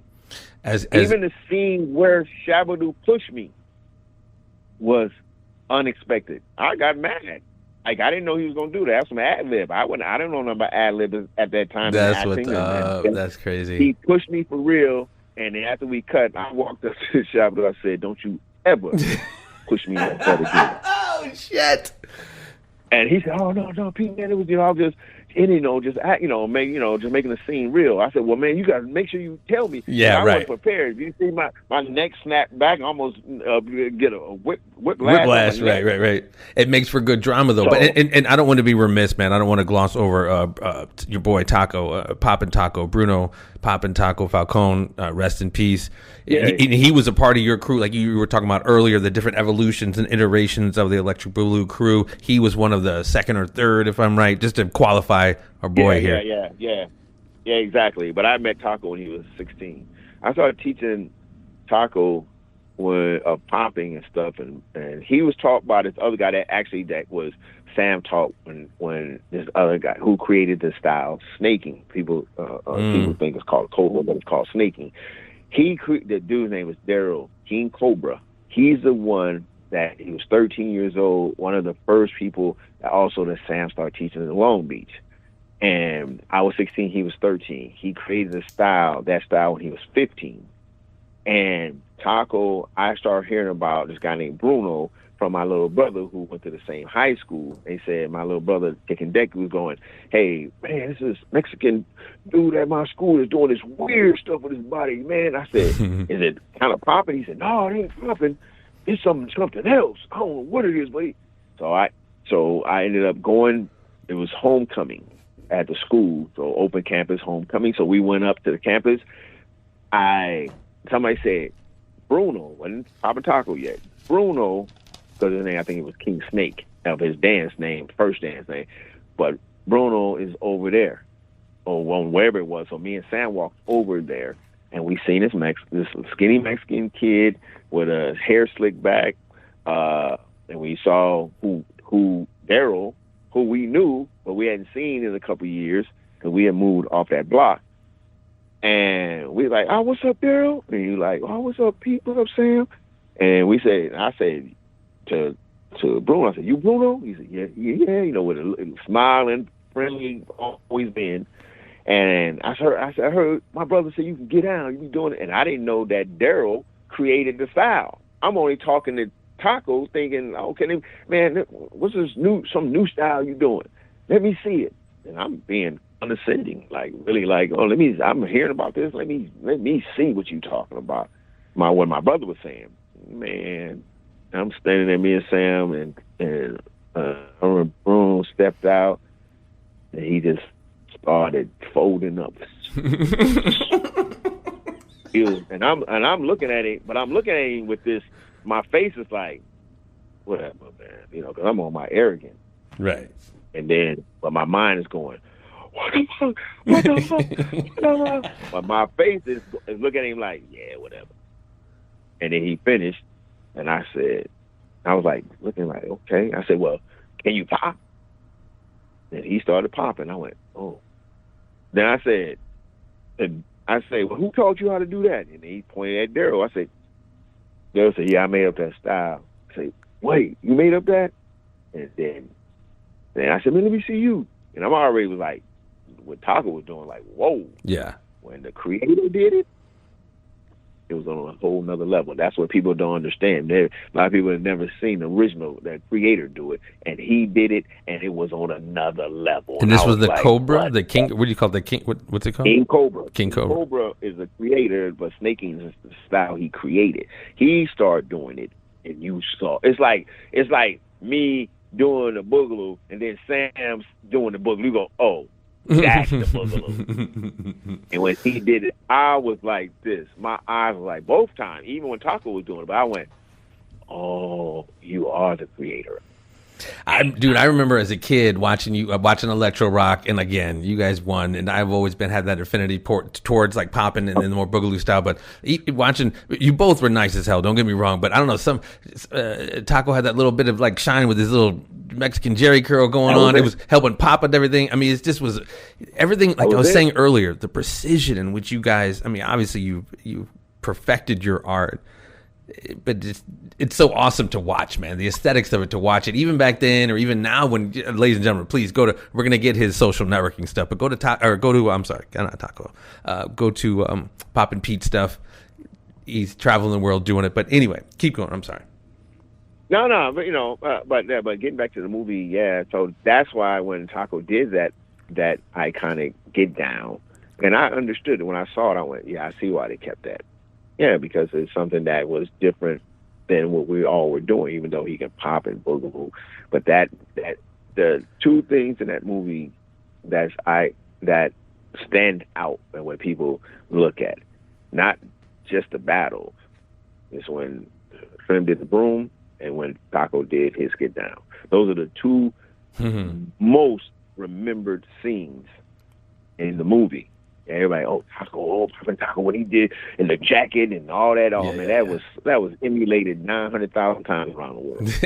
So but then people started thinking that I was, because I didn't get the real shine like that, even though my solo was insanely crazy, and I say it was because I was going batty, and right. They had it, and then, but to look at it after all these years, I go, oh yeah. But a lot of people thought I was an actor trying to dance. Well, I mean, just as a kid watching you, like I didn't know that they had held Bucks edited so much out, but you could just tell, man, there was so much in your chamber because you were just, I mean, even the little bit that they showed you doing, I was like, all right, this cat's, like I said, and I've always been all about the popping and stuff, but yeah, you clearly, they didn't quite show the full palette of the array of your weapons, if you will. Nah, and then if you want to know, and for the people who are listening, the music you've seen us dancing to was not the music we actually danced to. Straight That's all up? overdub. That's all overdub. Where were you dancing to? All over. We danced to Cameo. We danced to Prince. We danced. It was a song called "It Was Just a Little Bitch." We danced to Cameo. We danced to Barcades. Whatever the glove, because the DJ was live. The glove was playing live.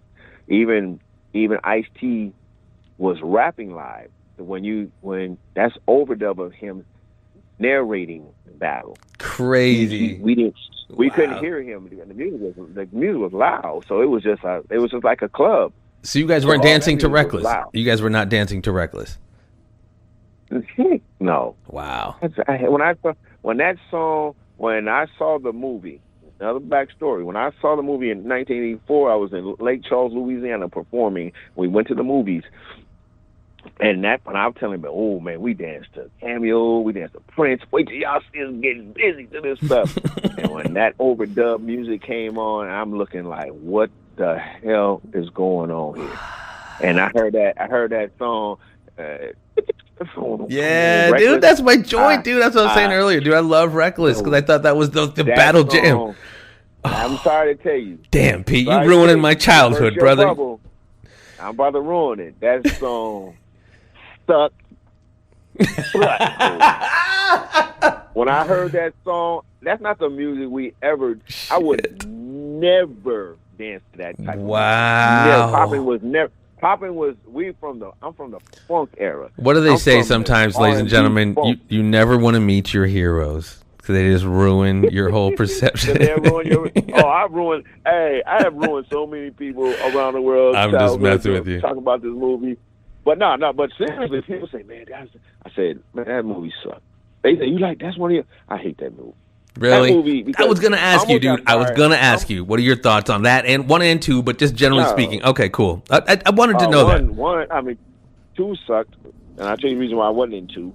1, because I'm coming from the real deal. Yes. I would never wear a Pink Floyd hat because I'm a person who, I'm going to make some waves, I'm going to make some things, but I'm like, okay, this is a movie. So when they said, oh, put this hat on, the wardrobe, because all them other clothes, everything else in there, because it was a non-union movie, so they didn't provide total wardrobe. Only thing that they made and they had was the electro rock jackets. That's the only. Everything else was my clothes, my hairdo. We had to do our own hair. They had makeup there, but I did my own hair. But I think they had hairstyles there, but. It was a non-union movie. Didn't know that. So when the wardrobe lady came out and gave us the jackets, I said, "Oh, cool, like this is cool, a little corny but cool, because the writing on the back." I said, "Oh, that's not how we would," because the problem I had was we're in L.A., but we're trying to be a New York feel. We got this graffiti style. I know that was the prominent thing. Everybody looked at hip hop as because that's where hip hop come from.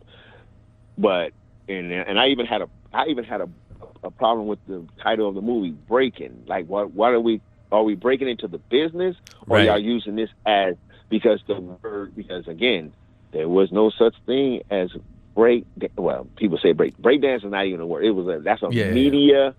Given words. So when I hear people say it, I'd be like, I wanted to say it seems like the generic term they use to kind of capitalize on this kind of thing for the moment. It's obviously lasted way longer than what they thought, or, because like I said, you're out here teaching it 50 years later, but that little window of, and no knock on Lucinda Dickey's Special K, they tried to do this kind of pimping of the culture, which they do often, quite frankly. When I say they, just general marketing, advertising people who take something that's dope and then they kind of cheapen it with Electric 2, Boogaloo, and that kind of the nonsense. But at this point, we didn't know. I mean, we knew, but it's like there's so much about that movie that people need to know. Even when I got how me and Taco got in them as principal or actors or rival to them was they needed someone. We wasn't originally written into this, wasn't on the script originally. Taco was working on a set as an extra or a part of the Shabadoo and Ozone Turbo and Ozone crew.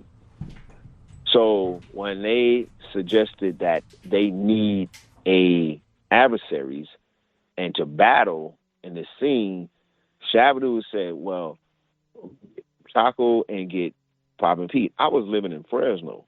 I wasn't living in LA. I had just gotten back a few months later from London. I was in UK in '83, and we got back December 21st because we was over there trying to get a record deal. I was in a singing dance group called Eclipse. So we were trying to get a record deal. I was over there for about 5 months. Then I got back. It fell through. We came back December. We started hearing about this movie in '83 because they was the pre-production and all that. They started shooting in January. By the time February, I got a call saying, "Hey, this is Global, someone from the movie coming. Globus. We're calling on regards of we're doing a movie called Breakin. And I don't know if you heard of it." I said, "Oh yeah, I heard of it.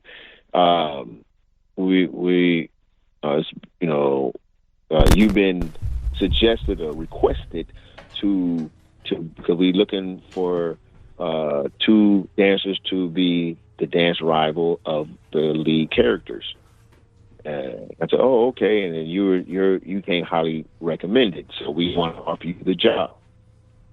And he was talking. I said, "Okay." They told me, briefly told me, "You have in my like, yeah, I said, what?" And then they told me, "You have to be here," and I had to be there in a couple of days. They told me, which they didn't offer, nothing to fly me in. I had to borrow my father's station wagon. What? He had an old station wagon, and I had a little money that I had made when I was in London, and I asked him, could I told him they was happy for me, and then I said, because we had 2 cars, I said, "Dad, can I use the station wagon?" I'm talking about this is '84. The station wagon got to be like a '74.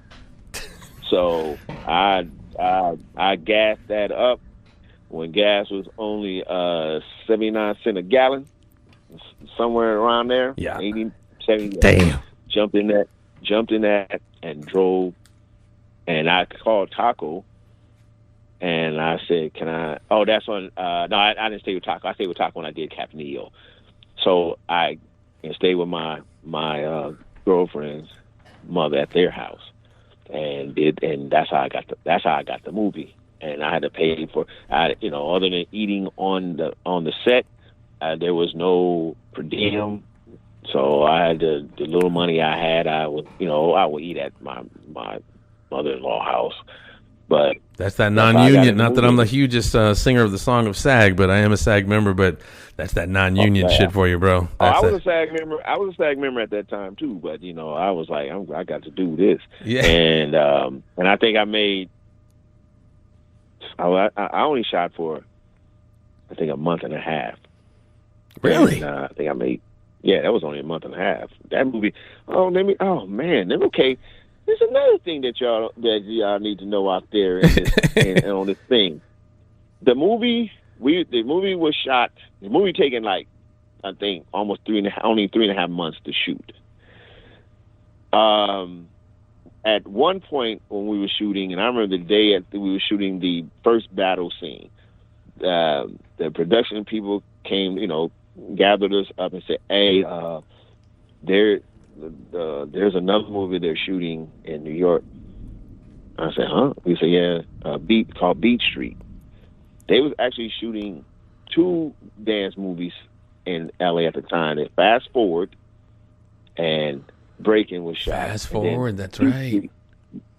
And Beat Street was shot, and they said, I remember, you got to understand, when you do a movie, as you've been in the business, you do the movie, and it can be done. It'll be a year.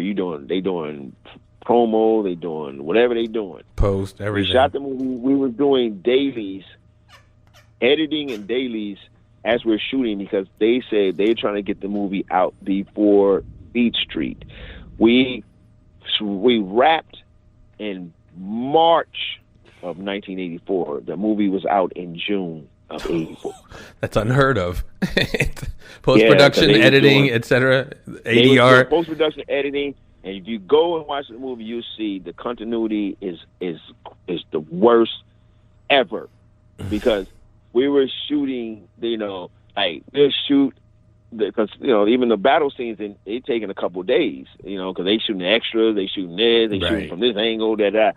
So we had to come back, wear the same clothes, fix your hair as closely as you can the same way or whatever it is, but they tend to have forgotten to tell the extras to wear the same clothes on different scenes. So there's scenes in there in the battle of editing where you see a group of extras behind us with different clothes, cut to Ozone Turbo, those same dancers behind them with different clothes on.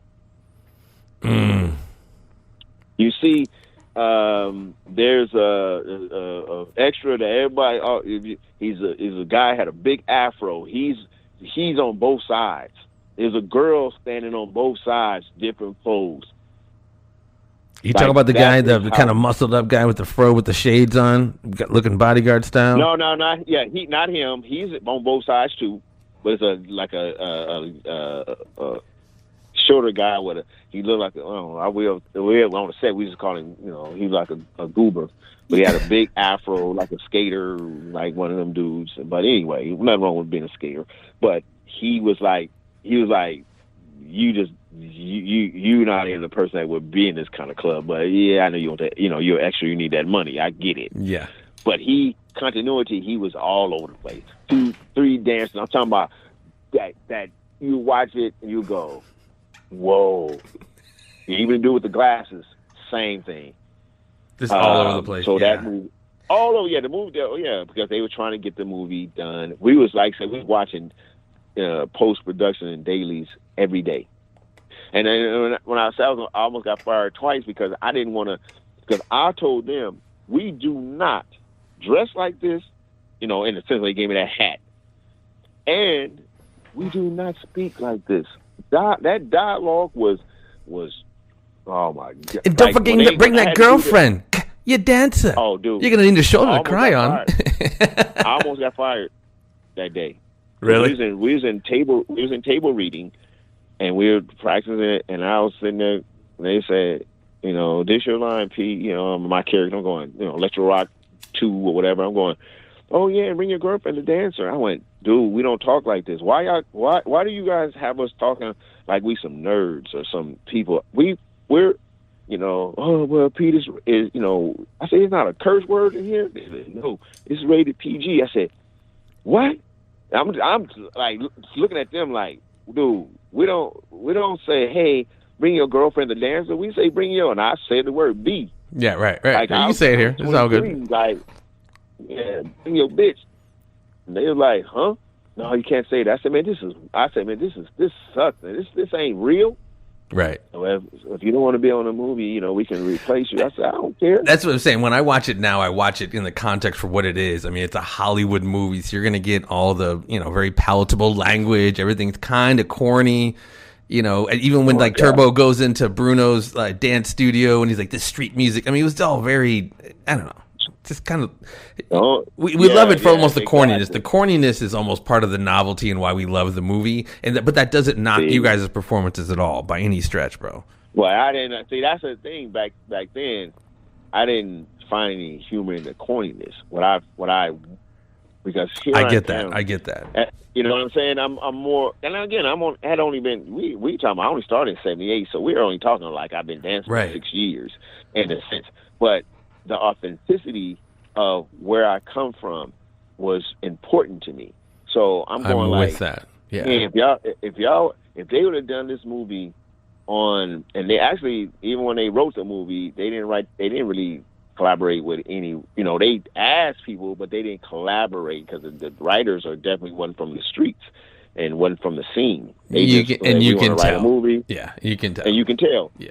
So this whole thing, even when we was rehearsing, practicing the scenes with the Lucinda Dickey's, and we in rehearsal, and she's trying to learn how to dance. Those moves and stuff she had just learned pretty much. There was no like, we don't get that's that's really give her, train her a month before this, like they would do a martial art movie or somebody's training to learn. She learned those moves literally in say we in there for 8 hours, and she's going over this stuff. And man, I was so appalled and mad. Because I'm this fiery 20.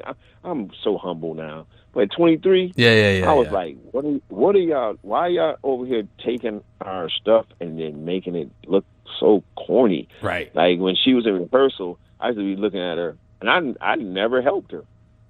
Like they, of course, they was Shabadoo and Toba. That's y'all the stars. Y'all train her. I ain't training her on nothing. And I would not. They said, Pete, could you? Nope. For one, you guys are not paying me to train her. What are you? You're not even paying me as a choreographer. Y'all paid the other guy who wasn't even a street dance choreographer who was choreographing this thing. He was a dancer that was in what's that movie called? He's like a 60 dancer back in the day, and he's a lead choreographer because he's the one who's just choreographing the jazz scenes and stuff. But he still got the title choreographer. Like he choreographed all the street dance stuff. We choreographed our own stuff, but we didn't get paid as choreographers. So I was like, I'm not training her. Pay me to train her. I'm not doing that. I mean, I like the, from the mainstream kind of palatable standpoint of trying to introduce just dance culture, I guess I get it. But I mean, from the purity of what you're talking about, I so get it, brother. I so get it. Cause it just bothered me. That's why really Electro Rock lost Battle 2. Like, come on. Like, I don't give a fuck, dude. Your girl who you mentioned. But the reason why everybody say, because I told Taco, we're not losing. And I remember even the director was mad at me.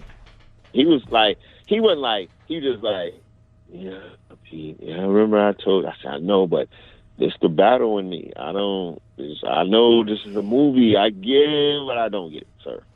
I'm sorry. Well, no, and I appreciate it. Honestly, bro, as you telling me how the sausage was made on this iconic show, and I mean, I get my own subjective interpretation when I see the behind the scenes stuff. What you're saying to me kind of rings true, because I can't imagine like all you guys were necessarily cool with how they just kind of hijacked something you guys had worked so hard for and kind of just pimped it out a little bit just for mainstream palatability. But I gotta move on, man. You worked with Michael Jackson, man. So moving on from Breakin, you guys had an opportunity. You and Bruno had an opportunity to work. You were in Beat It. I just found this out yesterday. I thought it was all Captain EO, but talk to me about how you got introduced to MJ and how it all played out, man, and what it was like working for the King of Pop. Well, let's go back. This is again in the early '80s, and again doing Soul Train and all that. And not knowing, and again, well, before that, the guy who taught Michael the backslide in the original moonwalk was this guy named Casper, Jerome Candidate, and Cooley. Cooley was his partner that taught that. This is 1980. So looking at that, of course, then those guys, we ended up being in the same singing group, Eclipse. We all staying at Jeffrey Daniels' house up in Mulholland Drive, up in the hills, whatever. And and one day we was just there at the house, and the phone rang, and I picked up the phone, and it was like, "Hello," and then some lady said, "Yes, I'm calling from MJJ Production, Michael Jackson, and he wants. I'm calling on behalf of he's doing a music video. He wants, is this Electric Boogaloo or members?" I said, yeah. And he wants you guys to be in the video. So I'm on the phone. And it's like, it actually wasn't even the original members, only me and Dane. Sugar Pop was there. He was like 17 or so. Casper, Cooley. And then, we all sitting, so I said, "Hey, y'all, somebody on the phone talking about they from MJJ Production, Michael Jackson." And I said, "MJJ? His name ain't no MJ. What does J stand for? And I'm serious. I didn't know. I said, somebody just only playing. So I got back on the phone because my hand is over the receiver, this talking receiver. The part. And I said, yeah. So what's going on? And I remember verbatim, what's going on? She said, oh, yeah, we do a video. I said, okay, right, click. I hung up in her face. I'm thinking people pranking. It's Michael Joseph, baby. Michael Joseph is daddy's name. Didn't know that. Oh. Did not know that.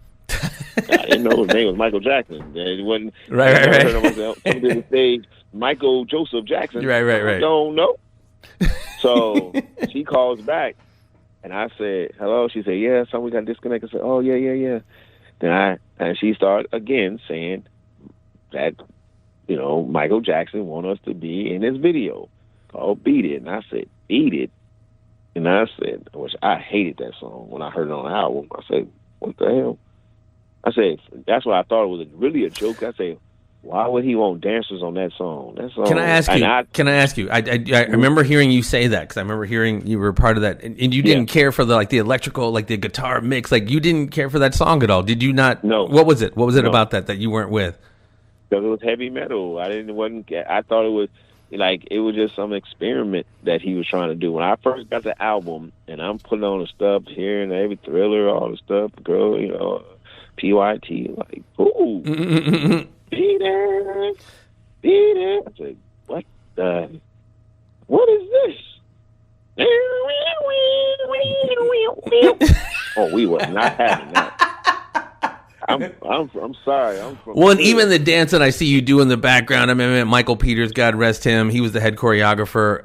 It's it was definitely different from what you normally would do. But they did throw in, I forget the guy's name with the glasses, and he did do his vibrating. That's Robot Dane. That's Robot Dane who called. Oh, okay. That's the yeah. Well, okay, I'm gonna get to that part. So we ended, So cool. The lady said on the phone, and I said. She said, well, who am I talking to? I said, this is Popin Pete. She went, oh, my God, Popin Pete, what's going on? I said, well, somebody must know me. And I said, well, who is this? She said, this is Cheryl Song. When she said that, I said, this is real. Because Cheryl Song was the only original Korean dancer on Soul Train with the long hair. Oh, my God, that was my wife back in the day. That's her name? Yes. Cheryl Song. She was at the recording when we were performed on Soul Train. You see us doing an interview of the second one, the first one. She's standing. Her and another dancer standing in a far ground by the stage, the riser. And when I say when Don says Popin Pete, I said Popin Pete, and I pop and I start popping. Everybody started clapping and kind of. She's clapping her hands. So, after we finished performing the Soul Train, going back and bringing it back up, we meet her. We cool. I'm in awe because I know I seen it on TV. I'm a fan. And that's when I said, I said, Cheryl, what is up? And I said, this is real. Because she said, I work for MJJ Productions. I said, oh. Man, I think I even said, what does MJJ? She said, Michael Joseph Jackson Productions. I didn't know that. So, and then she just said, he wants y'all to do the video. I'm like, now I'm telling everybody, got my hand over the thing. He goes, it's real. Everybody attention is like, dang, okay, what's going on? And she asked me, she said, show me the details. She said, do you guys have an agent? I said, anybody, a manager? No, it's a manager. I said, no, because dance agency wasn't even happening then. I said, no. She said, well, how much do you guys charge to do the video per day?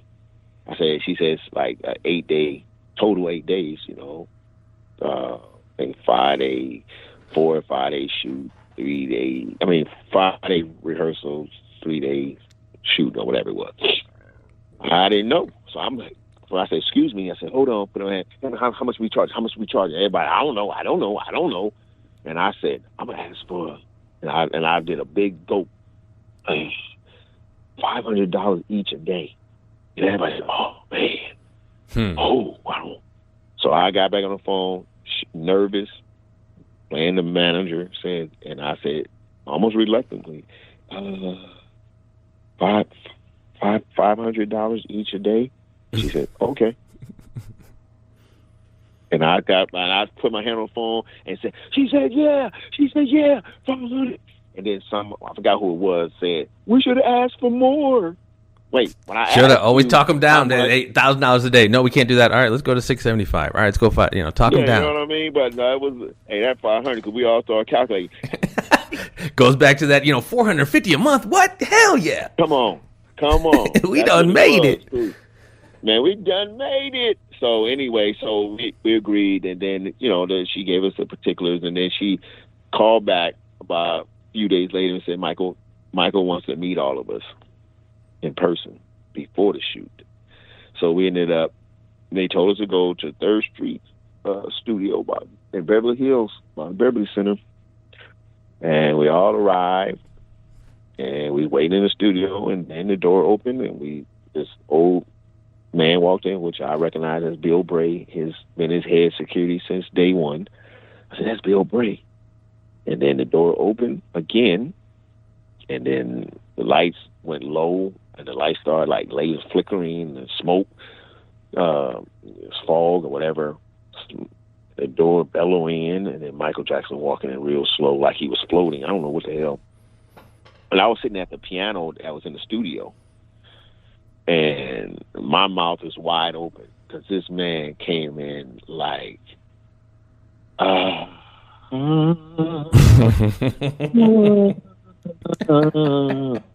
going like, whoa. I know I caught all kind of flies because my mouth was open like, Right. Then he came and said, I'm glad you guys are going to do, I'm so happy you guys are going to do my video. You guys are incredible dancers, and I've watched you guys. I've saw tapes of you guys. Oh, my God, you guys are... And he came around asking, introduce, your name? So-and-so, so. Back to me, I'm still sitting on the piano. Don't know how to play a piano. Hands on the keys like I'm Liberace. And then he said, Popin Pete, he said, nice to meet you, Pete. Then he said a speech, still talking about it, videos, da-da-da. Then we all talking, then he sat on a piano bench next to me, and he said, because my hands are still on the piano keys, he said, Pete, do you know how to play piano? And I said, and I shook my head, like in the no shaking head, and I couldn't even say anything. I said, and he started giggling and laughing because he was like, because I couldn't, he said, this man is starstruck. He said, well, you would said even, I think it was the Beat It. Yeah. Like you had, there were full-fledged, like hard hitting cats on the Beat It set, dancers, gang members, etc. But when Mike came in, it got shut down. Like everyone turned into a mark for Michael Jackson. Yeah. That story I tell all the time. Yeah, I was there. So yeah, I mean, okay, just for the record, there was no smoke and no lasers. It's all in my damn head. Okay, that's all it was.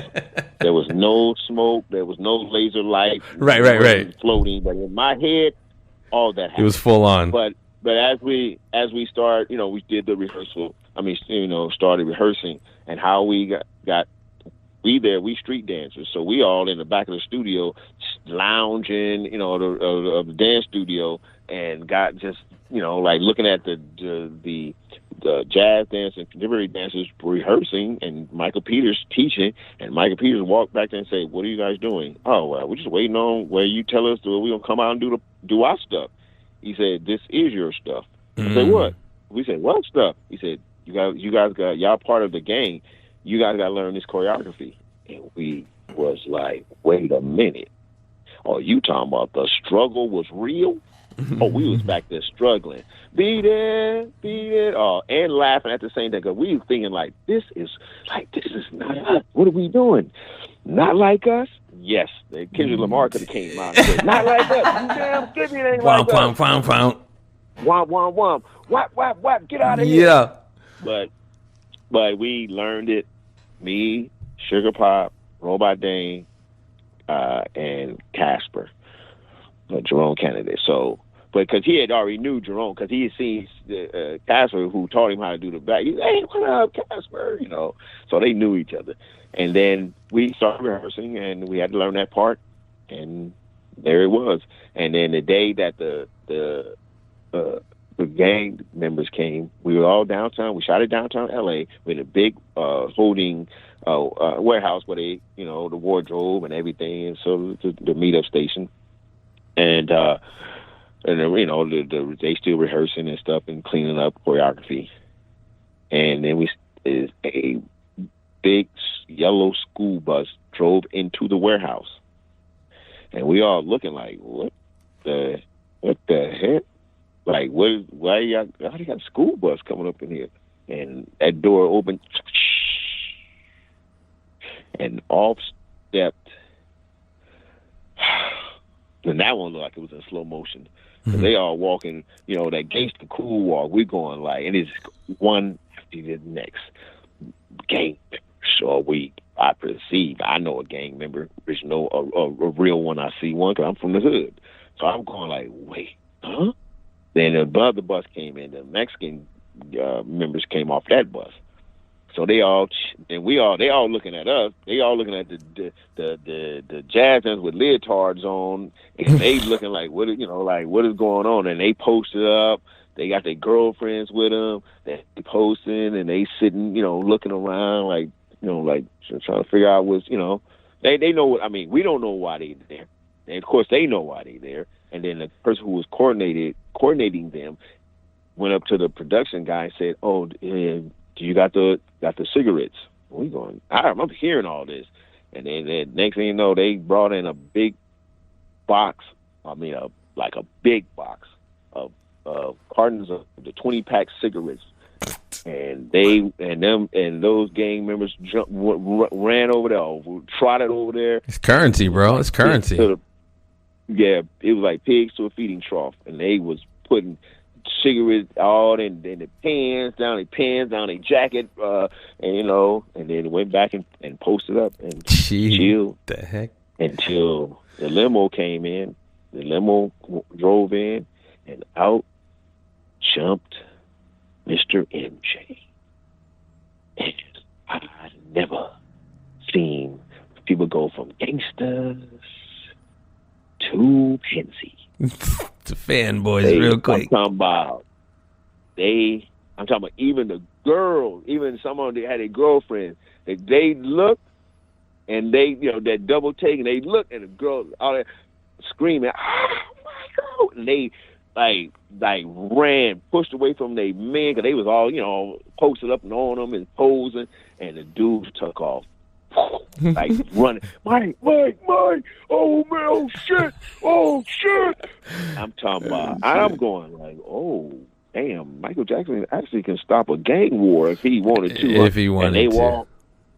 They went up to him and he was cool. And again, ain't nobody pulling out pictures. They have a photographer there, and they asked a photographer taking pictures, but ain't no, you know. Yeah. But after that, I'm talking about, they was all engaged in, you know, like asking, "Hey man, how did y'all get this, man? This is so cool." And that scene where Beat It, when we, you know, the garage thing opened, I can go real. I'll tell people when I watch, I go, all the game areas go, real. Then get to the dancers who faking like they us faking like we gangsters, real, fake, right. Real. So it was just funny because even the makeup people thought that, well, let's make the dancers look a little bit more menacing. Let's just put some Vaseline all over their face. That's what they rub, Vaseline all over our face and make us shine more. Like, what? And I kept like, wait, why y'all doing this? Oh, we want to make it seem like, you know, wait, it's like, is gangbangers shiny, greasy looking, or shiny gang members? And yeah, it's like are they glistening? Like, what are we doing here? Wow. So, but yeah, the scene, but they was well behaved. At, you know, they're not like they was doing anything. Well, it's just interesting to see, you know, even the most, you know, folks get humbled in the face of, you know, the king of pop, and it's just like everything gets thrown aside. All the hardcore slick talk gets thrown aside. Like you said, even the girlfriends are like, "Yo, move away." Oh my God. I can only so begin cool, to imagine, man. It was so cool, but it was real though. I'm talking about. Now I ain't talking about that part. I'm talking when you shooting downtown L.A. We talking about in the downtown crutches, the gutter, and if you remember, if you watch it, Beat It. There's a alley scene. We walking down the alley. Man, they blaring that music. Man, people are residents who live there open their window and say, "Cut that motherfucking music down." Especially that shit. Like some raw old, Billy G, Beat It. You had heard that really, like the mix between. Wow, all night. But my favorite scene, two favorite things about film doing that movie, and it ain't the dude at the end with the white boots. It ain't him. It is a homeless man walks on the set and asks Michael Jackson for his autograph. I'm standing right next to Michael. Asked Michael for his autograph. He recognized Michael. Michael got a pen. They gave him paper. How Michael signs his autograph is like M and the Hollywood and the homeless guy looked at the autograph, looked at Michael and said, "What is this? Some chicken scratch?" Michael fell out laughing. And this is the way he signed. This is how he signed. Even when I got an autograph from him, this is his signature. How you see it. Most autographs look. Yeah, you don't do it like you're in fourth grade, or whatever they call it. He said it was so bold. Is this some chicken scratch? Yeah. And but the second thing on the set of that set, and it wasn't really like of the movie Breakin, other than that, but Michael would a couple times the security would come and get me, Robot Dane, and Sugar Pop. Hey, Michael wants to see you guys at his trailer. Oh, okay. This is during the break, when we not in there. So they take us over to where the trailer is, and we walk over there, and he's in the window of his trailer looking, to say, "Hey guys," and we say, "Hey, what's going on, Michael?" He said, "Could you guys dance with my friends? I told them how incredible you guys are." And then so we looking at him, and we turn as he point at his friends, and we going, and we look at his friends. His friends are Elizabeth Taylor, Barbara Streisand, Quincy Jones, Carrie Fisher, George Lucas, and we going, huh? Like, you want us to dance? No music.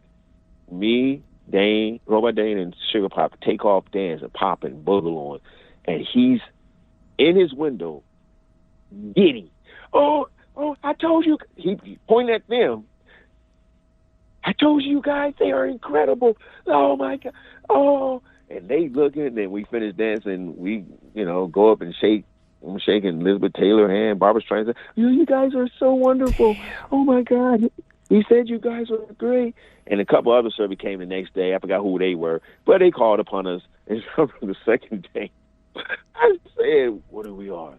Dancing monkeys?" No. You've refined an art, man, and you are traveling the world still teaching people on the art that you refined. I don't mean to have to end this, bro, but I have to dip. Listen, man, as the universe has aligned itself in so many different crazy ways, from that bus trip to what you thought was Beverly Hills, which was East LA, that turned into the rest of your career. I find that shit so fascinating. Popin Pete, man. I think I know you got to go, but I'll say this. Yeah. My journey as a Lesser Boogaloo individual, I was born in Fresno. From Fresno to Long Beach to the world. Yes. That is our saying. And, to go through the journeys I went through, like I said, I know you got to go. No, I got so much Michael Jackson stories. Bro, listen, you always have a home here. Like I said, I knew you before. I even chopped it up with you, even though I didn't really know you. But now, having chopped it up with you, man, we could talk for. Believe me, there's going to be a part one or part two, three. You are always welcome back here. As he's traveling the world, man, teaching the world. Each one teach one. Shout out any social networking. Where can we catch up with you and follow up with what you are up to, my friend? Catch me on TikTok, Popin Pete. I think Popin Pete EB on TikTok. Popin Pete on the gram. Instagram. Popin, not double P. Right. P-O is Pop in Pete because the pop is in me. That's why I spell my name Pop in Pete. So, and then if you're still using Facebook, I'm on there. Popin Pete. We're still Timothy Popin Pete Solomon. Utilize all these platforms, man. All these links will be added in the description of this episode. Pete, Definitely. man, I cannot thank you enough, man. Seriously, you're welcome back anytime, and I'm looking forward to it. I don't mean to rush you out, but I got some shit I got lined up that I'm kind of tardy on. Me too. I got to go use the bathroom. That's the shit I got to do. Well, hey, just to let everybody know in full disclosure, this cat double booked himself earlier today, and so I had to wait for his tardy ass, but it was a pleasure, man. It was absolutely a pleasure. Pete, much love, brother. My pleasure, bro. Can't wait to talk. Okay, bro. Take care. Yes.